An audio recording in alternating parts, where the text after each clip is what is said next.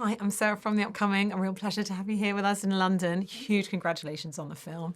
I just love how it's this complete mashup of genres, kind of like a romance thriller, but there's loads of action in there too. What was so tantalising to you both taking this on? Had you already read the book, seen the Spanish film? Where did you begin? It's a great question. We weren't familiar with the universe, and we quickly got a crash course in it. And I think that was everything that you just described, that it has all these different layers and it's this cross collision of genres, was something that really spoke to us when we got that material, with the love story, of course, running through it, and this idea of an American girl moving to London and embarking on this new life. It was this huge amalgamation of all of those layers that for us felt like this is a really great opportunity for us to dive in and do a first feature that encapsulates so much. Yeah. And what was the process like, kind of adapting it from the Spanish version? I mean, I guess sort of on the face of it, just the fact that it's in London instead of in Spain is one thing, but obviously there's lots of other aspects probably that you had to look at too. Yeah, of course. But I think, you've nailed it with, like, just from a foundational standpoint, working with British cast, British crews, British dynamics, like British sensibilities, immediately it already shifts it to be such a different film, but at the core of it have so many of the exciting, tantalizing, chemistry that the My Fault universe, is known for. And I wondered if you could also, being Americans in the UK, in London, maybe you're a little bit like our protagonist, kind of like, so you could kind of bring those elements of the clash of cultures and some of that tension, some of the humour sometimes, from your perspective as well into the film. Yeah, and sure. it was really fun. I'm an American and moved to London, so it was a fun, and I have some British family. That's kind of where my story begins and ends, with similarities to Noah, but it was fun working with Asha, who is British, who was embodying this American character, and us being able to also bring that sensibility into directing her and working with her on that character as well. I think it also helped with the wish fulfillment side of this film, that it's an escapist version of London, right? It's elevated, it's fun. We show this, posh side of it, but then we also show this more underground side. And I think for us, having the viewpoint of being Americans who maybe romanticize London a little bit more, we were able to infuse that into the overall feeling of the film while also grounding it in authenticity. Yeah. And Jason was saying they can't wait for Jason Statham to see the fact that you had like a race car going through the centre of London, because apparently that normally never happens.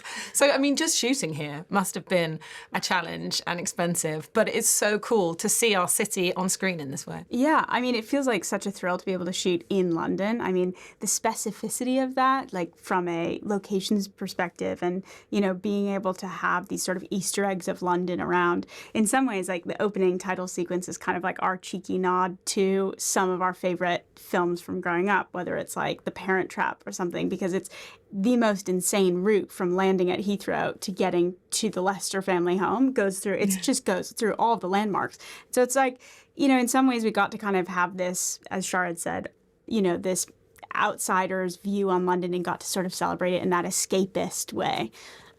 Very wish fulfillment-esque. Yeah, but you also bring that kind of high velocity kind of element, there's a bit of a Fast and Furious vibe somewhere in there. I wondered also, having worked on music videos, whether that you brought some of that energy into the way you shot and edited this film as well. Totally. Oh, yeah. I think we thought about a lot of these sequences, or, the way that we'd choreograph cars isn't that different from how we'd choreograph a dance in some ways, or, these bigger scenes that are more musically driven. I think that was something that was an easy point of entry for us into this project, was that we knew it would have a killer soundtrack.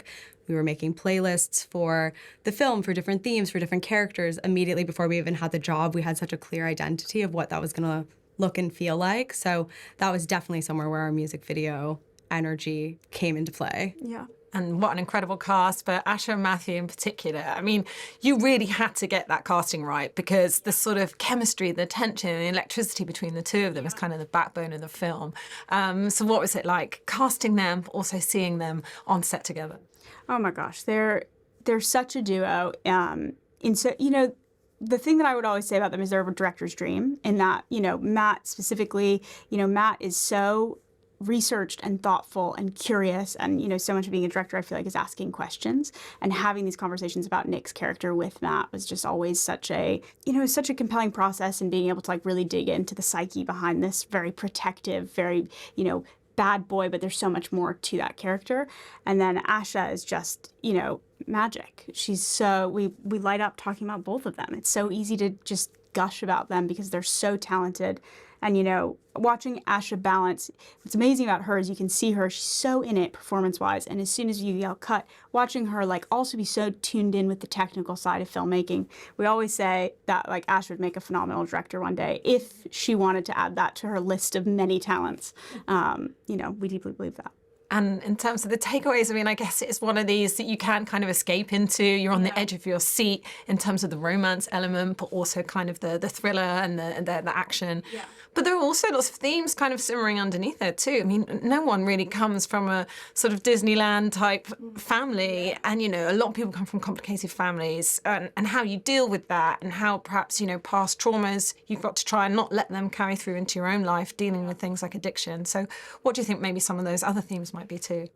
Yeah, I think that Nick and Noah are such complex characters, and I think we see a lot in this genre where maybe there's a stereotypical bad boy, but we don't really know why he is the way he is, or maybe it's a little bit more one-dimensional, or you have this girl who maybe has something in the past that's a bit shadowy, but it's not really delved into. And I think that was something that we were hoping would come through. And my fault was these characters are complex, and they're finding a way to learn to be vulnerable with one another, which when maybe they've had to learn and grow to be a bit more guarded. And Noah is such a survivor, and she's really had to learn to be on her own, and how maybe those walls come down a little bit as they grow and change and evolve. I was going to say, like, I think, you know, the YA genre is not to be underestimated, and how it can address some of these, like, darker themes and really complex emotional issues. And, you know, the characters are real, and there's a lot to delve into there. And to be able to work on that with Matt and Asha,